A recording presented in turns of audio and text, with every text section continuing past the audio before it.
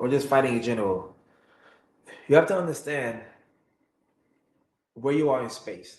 So what I mean by that, when you first start doing MMA, you have to understand where you are in space. Okay, it goes to MMA, boxing, Muay Thai, Jiu-Jitsu, wrestling, everything, combat sports in general.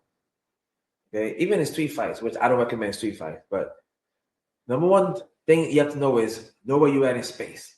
Okay, so what do I mean?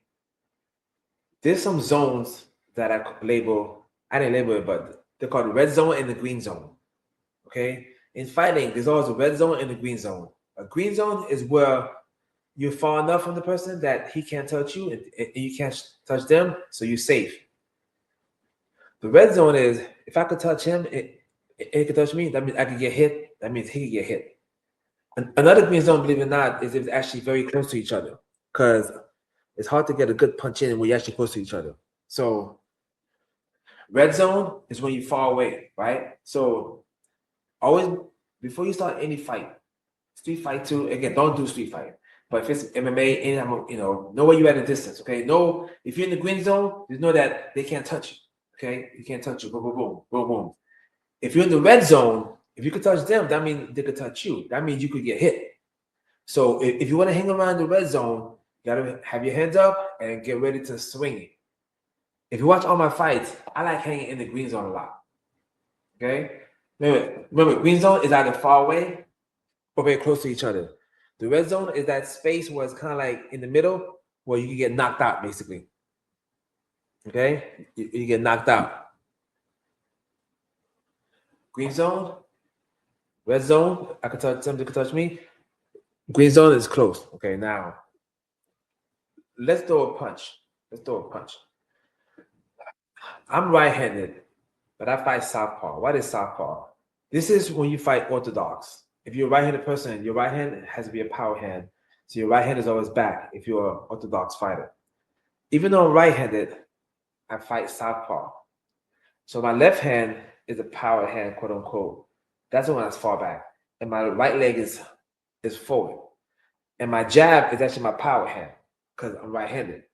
Okay, so regardless if you're orthodox or southpaw, you want to have your hands up like this. Okay, unless you're a high-level striker and you want to do like Floyd Mayweather and Pernell Whitaker, this and that, or Bobby King Green, that's fine. But no one's you're not a high-level striker yet. And even those guys get knocked out, well, except for Floyd. But you play that game, you get knocked out sometimes. But anyway, so when you want to throw a punch, you have your hands up like this. Okay, hands up, boom, boom. Okay, boom. Okay, when you throw a jab, the jab is so underrated in MMA.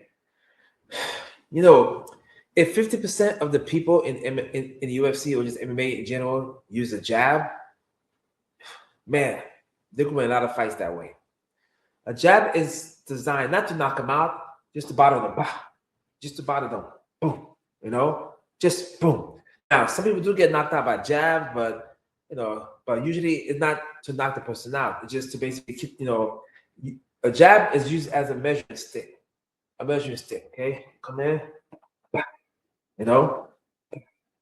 Because when you throw the jab, especially if you have long arms, usually it keeps the guy at bay, or woman, if you're a woman fighter.